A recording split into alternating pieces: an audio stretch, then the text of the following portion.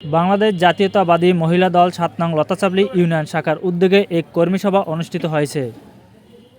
সভায় দলীয় সাংগঠনিক কার্যক্রম জোরদার, তৃণমূল পর্যায়ের আন্দোলন সংগ্রাম বেগবান করা এবং আগামী নির্বাচনী কর্মসূচি সফল করার বিষয়ে আলোচনা করা হয়। কর্মী সভায় প্রধান অতিথি হিসেবে উপস্থিত ছিলেন বিএনপির মনোনীত প্রার্থী আলহাজ এবিএম মোশাররফ হোসেন। বিশেষ অতিথি হিসেবে উপস্থিত ছিলেন থানা বিএনপির সভাপতি আব্দুল জলিল হাওলাদার ও সাধারণ সম্পাদক শাহজাহান পারভেজ। এছাড়াও দলের অন্যান্য সকল অঙ্গ সংগঠনের নেতৃবৃন্দ উপস্থিত ছিলেন।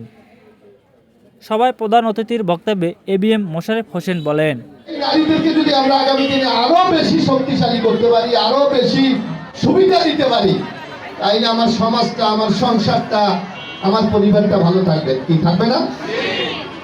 থাকবে। এটা বিশ্বাস করেন?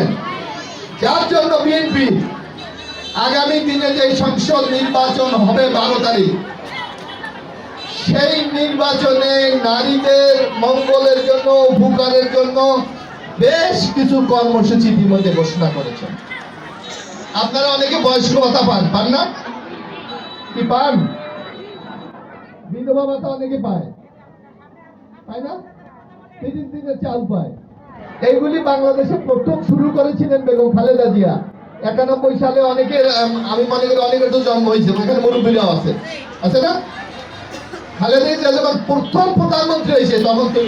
সভায় লতাচাবলী ইউনিয়নের বিভিন্ন ওয়ার্ডের মহিলা দলের নেত্রী ও কর্মীরা উপস্থিত ছিলেন।